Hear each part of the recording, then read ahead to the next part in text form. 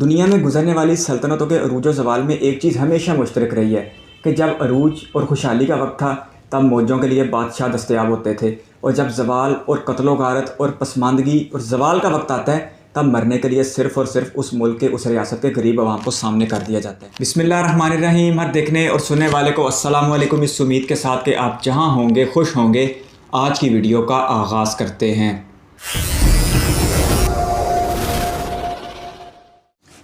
Empire comparison. गुजरी हुई दुनिया की चार बड़ी ताकतें, British empire, Roman empire, Mongol empire और उस्मानी एम्पायर यानी कि खिलाफत उस्मानिया या सल्तनत उस्मानिया। तो देखते हैं इन चारों में से किसने ज़्यादा अरूज देखा है और किसने बेबसी के साथ अपने ज़वाल का नज़ारा किया। सबसे पहले जी ब्रिटिश एम्पायर की बात करते हैं। 1707 में कायम हुई। रोमन एम्पायर सबसे पुरानी है, 27 कबल मसीह में, 27 साल कबल मसीह में कायम हुई। उसके बाद मंगोल 1206 में चंगेज़ खान ने कायम की, और 1299 में उस्मानी एम्पायर, ये जो उस्मान अव्वल था उसने बाज़ंतीनी सल्तनत को शिकस्त देकर इस खित्ते में मुस्लिम सल्तनत की बुनियाद रखी थी। डिस्ट्रॉय भी सबसे आखिर में होने वाली उस्मानी सल्तनत ही है। 1922 में जब पहली जंग अज़ीम में जर्मनी वालों का साथ देने की वजह से सल्तनत उस्मानी टुकड़े टुकड़े हुई और अमेरिका का इस खित्ते में असर रसूख बढ़ गया। एरिया की बात करें तो ब्रिटिश एम्पायर यकीनी तौर पर बहुत ज़्यादा है, क्योंकि इनके मुतालिक कहा जाता था कि मलका बरतानिया के अहद में कभी सूरज गरूब नहीं होता। बदकिस्मती से हमारा बर्रसगीर पाको हिंद भी इनके ताबे रह चुका है। अपने मुल्क में ये किसी बादशाह को भी और किसी वज़ीर को भी गैर कानूनी काम नहीं करने देते, और हमारे ऊपर बाहर की दुनिया से आके इन्होंने इक़्तिदार किया। ये एक तल्ख़ हकीकत है इस खित्ते की। रोमन एम्पायर का 5.1 मिलियन था और उस्मानी एम्पायर का 5.2 मिलियन था, बराबर थे। साइज़ कंपैरिजन यानी कि उस वक़्त जो ये सल्तनत थी उनका मुआवजा अगर आज के मौजूदा ममालिक से किया जाए तो 99% सुकड़ गया है ब्रिटिश सल्तनत, सिर्फ 1% रह गई है, और 94% कम हो गई है रोमन एम्पायर, 93% मंगोल एम्पायर छोटी हो गई है, 85% तक कम हो गई है सल्तनत उस्मानिया, यानी कि चारों को ज़वाल आया और अब बहुत महदूद हो गए हैं चारों। आबादी की बात करें तो 384 मिलियन थी आबादी 1900 में, यानी कि जब अपना अरूज था बरतानवी सल्तनत पे, और इस 384 मिलियन में हुक्मों बेश 300 मिलियन तो हमारे हिंदुस्तान के होंगे, यानी कि इंडिया और पाकिस्तान के। यूके की तो आज बरतानिया की अपनी आबादी आज 8-9 करोड़ से ज़्यादा की नहीं है, और रोमन एम्पायर की 90 मिलियन आबादी थी जब ये अपने अरूज पे था 117 में, और 1294 में 100 मिलियन थी मंगोल सल्तनत की आबादी। गवर्नमेंट चारों बादशाह थे, एब्सोल्युटली रिचली कह लो या कॉन्स्टिट्यूशनली कह लो। बादशाहत बनती तब है जब उसके ऊपर एक बादशाह आके मुसल्लत हो जाता है, जहाँ लोगों से राय नहीं ली जाती, बस अपना हुक्म मुसल्लत किया जाता है। तो चारों में अच्छी खासी बादशाहत थी। अगर बादशाहत ना हो, जमहूरियत का तसलसल हो, तो इतना ज़्यादा ज़वाल आता नहीं जितना इन एम्पायर्स पे आन गुजरा है, क्योंकि जमहूरियत में फिर भी किसी से कुछ पूछ लिया जाता है कि तुम कोई अपनी मशवरा देना चाहोगे। बादशाहों में तो फ़ैसले खौफ के किए जाते हैं यकतरफ़ा तौर पर। और जिसने सबसे ज़्यादा अरसा हुकूमत की जी एलिज़ाबेथ II ने, ये तो मौजूदा ही है शायद 1952 से लेकर आज तक। 1926 में पैदाइश है, 1952 से लेकर आज तक बड़ी बात है। अभी तक इनके वैसे घर वाले फौत हो गए हैं, यानी कि इनके हस्बैंड जो 100 साल की उम्र में। कुबलाई खान चंगेज़ खान का पोता था, इसका इक़्तिदार 34 साल का था, और सुलेमान I इसका टेन्योर सबसे लंबा था उस्मानी खिलाफत में, और कैसिस अगस्तस था, उसकी भी काफ़ी लंबी सल्तनत थी, लेकिन इतनी ज़्यादा नहीं थी जितनी है बरतानिया की मलका की है। चारों सल्तनतों की ज़ुबानों की बात करें तो अंग्रेज़ी यानी इंग्लिश ज़ुबान थी बरतानिया की, और लैटिन या ग्रीक ज़ुबान रोमन्स की थी। मिडल मंगोलियन बोला करते थे मंगोल सल्तनत वाले, और उस्मान टर्किश यानी कि उस्मानी टर्किश, शायद टर्कियों के भी नाम है। गुड। ये उस्मानी बोला करते थे, उस्मानी टर्किश। ठीक। आर्मी स्ट्रेंथ, आर्मी के सरों पे ही तो यहाँ तक पहुँचे थे। पहले बादशाहों को काम कोई नहीं था, घोड़े तैयार किए, लश्कर तैयार किया और किसी कमज़ोर मुल्क के ऊपर जाकर चढ़ाई कर दी। यही इस दुनिया की रवायत थी। ताकतवर कमज़ोर के ऊपर काबिज़ हो जाता था, फिर उसके वसाइल पे कब्ज़ा कर लेता था और यूँ अपनी सल्तनतों को तूल देते थे कुदरती वसाइल पे कब्ज़ा करके। लेकिन जब सबसे बड़ी वो ब्रिटिश की भी ठीक है, 4.2 मिलियन की आर्मी थी, मंगोल की 3.15 मिलियन थी।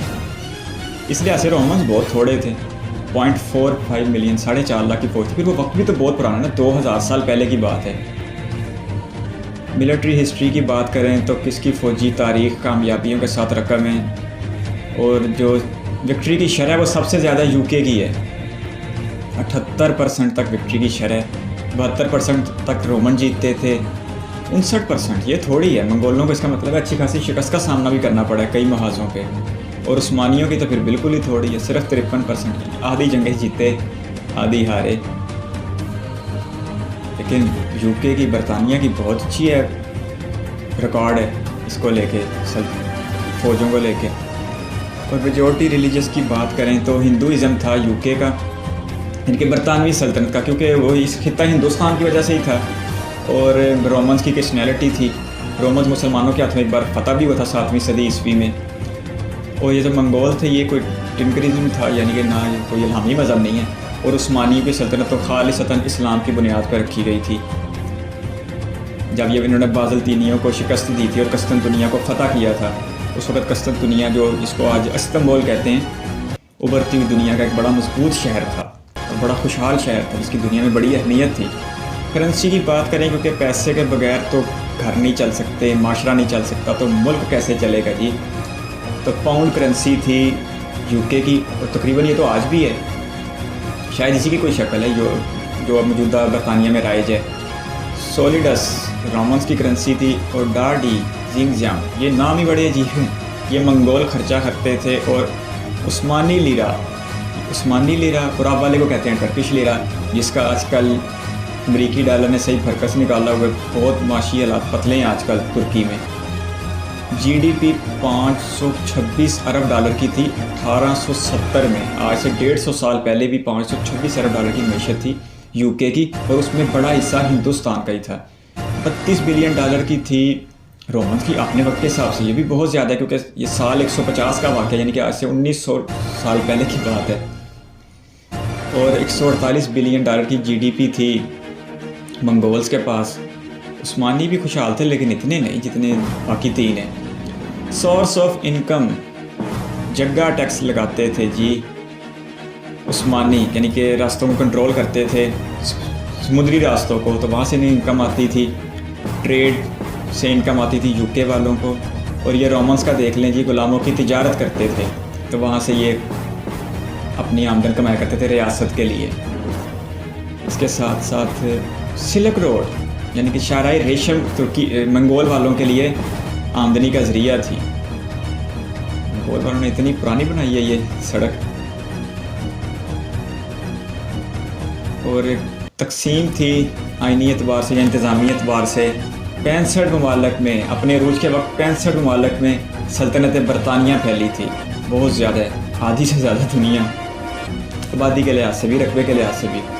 और 2 डिवीजन्स में रोमन एम्पायर तकसीम थी, 4 डिवीजन्स में मंगोल बटे हुए थे, और 21 डिवीजन में उस्मानी थे।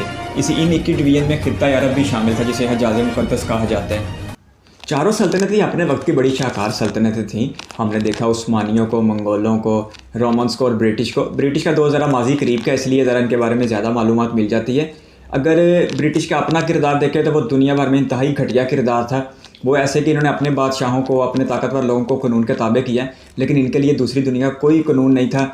जिस तरह ये ईस्ट इंडिया कंपनी के नाम पे हमारे खित्ता बर्रे सगीर में आए और फिर इन्होंने तोहफे तहाइफ के ज़रिए बादशाहों को ख़रीदा, और यहाँ पर आस्ता आस्ता इनका असर रसूख इतना बढ़ गया था कि दुनिया का सबसे जो खुशहाल खित्ता था, जिसे हिंदुस्तान कहा जाता है, वो इतना बदहाल हो चुका था कि आखिरी मुग़ल बादशाह बहादुर शाह ज़फ़र के पास अपनी फ़ौजों को देने के लिए तनख्वाह नहीं थी। और यूँ मुग़ल सल्तनत एक बहुत तलख़ तरीके के साथ ज़वाल पज़ीर हुई और इस खित्ते में बरतानवी राज राइज हुआ। इसके साथ साथ हमने उस्मानी एम्पायर देखा जो 1299 में उस्मान नामी इनका जो पहला बादशाह था, तुर्क बादशाह, उसने कायम किया था। बाज़लतीनी सल्तनत को शिकस्त देकर कस्तंतुनिया यानी इस्तंबुल को उसने फ़तह किया था और इसे एक अजीम मुस्लिम रियासत बनाया था। जब इन्होंने बाज़ंतीनियों पे हमला किया तो उस वक्त जो सबसे जदीद हथियार था वो उस वक्त उस्मानियों के पास ही था, तोप का हथियार। उससे पहले दुनिया तोप के नाम से और तोप के काम से वाकिफ़ नहीं थी। इसके साथ साथ हमने मंगोल सल्तनत देखी कि कैसे एक चरवाहा चंगेज़ खान अपने एक छोटे से कबीले के साथ मिलकर किस तरह मजबूत होता चला गया, दूसरे कबाइल को अपने साथ मिलाता चला गया और चंगेज़ खान और उसकी मंगोल सल्तनत इतनी मजबूत हो गई कि हमारे ईरान तक, हमारे हमसाई मुल्क ईरान तक इनकी सल्तनत आई। ईरान की फ़ौजों के साथ इसका मुकाबला हुआ।